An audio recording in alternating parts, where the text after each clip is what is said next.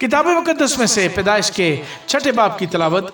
जब रोए ज़मीन पर आदमी बहुत बढ़ने लगे और उनके बेटियां पैदा हुईं, तो खुदा के बेटों ने आदमी की बेटियों को देखा कि वो खूबसूरत हैं, और जिनको उन्होंने चुना उनसे ब्याह कर लिया। तब खुदावन ने कहा कि मेरी रूह इंसान के साथ हमेशा मज़ाहमत ना करती रहेगी, क्योंकि वो भी तो बशर है। तो भी उसकी उम्र 120 वर्ष की होगी। उन दिनों में ज़मीन पर जब्बार थे, और बाद में जब खुदा के बेटे इंसान की बेटियों के पास गए तो उनके लिए उनसे औलाद हुई। यही कदीम ज़माने के सुरमा हैं जो बड़े नामवर हुए हैं। और खुदावन ने देखा कि ज़मीन पर इंसान की बदी बहुत बढ़ गई, और उसके दिल के तसव्वुर और ख्याल सदा बुरे ही होते हैं।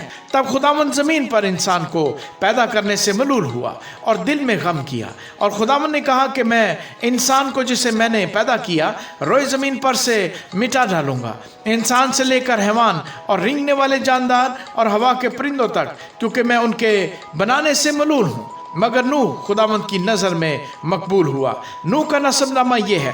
नूह मर्द रास्तबाज और अपने ज़माने के लोगों में बेऐब था, और नूह खुदा के साथ साथ चलता रहा, और उससे 3 बेटे सिम, हाम और याफ्त पैदा हुए। पर ज़मीन खुदा के आगे नाराज़ हो गई थी, और वो जुल्म से भरी थी। और खुदा ने ज़मीन पर नज़र की और देखा कि वो नाराज़ हो गई है, क्योंकि हर बशर ने ज़मीन पर अपना तरीका बिगाड़ लिया था। और खुदा ने नूह से कहा कि तमाम बशर का खात्मा मेरे सामने आ पहुंचा है, क्योंकि उनके सबब से ज़मीन जुल्म से भर गई। तो देख, मैं ज़मीन समेत उनको हलाक करूंगा। तू गोफर की लकड़ी की एक कश्ती अपने लिए बना, उस कश्ती में कोठरियाँ तैयार करना, और उसके अंदर और बाहर राल लगाना, और ऐसा करना कि कश्ती की लंबाई 300 हाथ, उसकी चौड़ाई 50 हाथ और उसकी ऊंचाई 30 हाथ हो। और उस कश्ती में एक रोशनदान बनाना, और ऊपर से हाथ भर छोड़कर उसे ख़त्म कर देना, और उस कश्ती का दरवाज़ा उसके पहलू में रखना, और उसमें 3 दर्जे बनाना, निचला, दूसरा और तीसरा।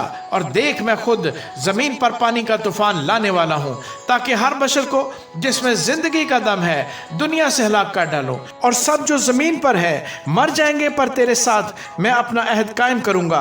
और तू कश्ती में जाना, तू और तेरे साथ तेरे बेटे और तेरी बीवी और तेरे बेटों की बीवियाँ, और जानवरों की हर किस्म में से 2-2 अपने साथ कश्ती में ले लेना, कि वो तेरे साथ जीते बचे। वो नर मादा हो, और परिंदों की हर किस्म में से, और चरिंदों की हर किस्म में से, और ज़मीन पर रेंगने वालों की हर किस्म में से 2-2 तेरे पास आए, ताकि वो जीते बचे। और तू हर तरह की खाने की चीज़ लेकर अपने पास जमा कर लेना, क्योंकि यही तेरे और उनके खाने को होगा। और नूह ने यूं ही किया, जैसा खुदा ने उसे हुक्म दिया था, वैसा ही अमल किया।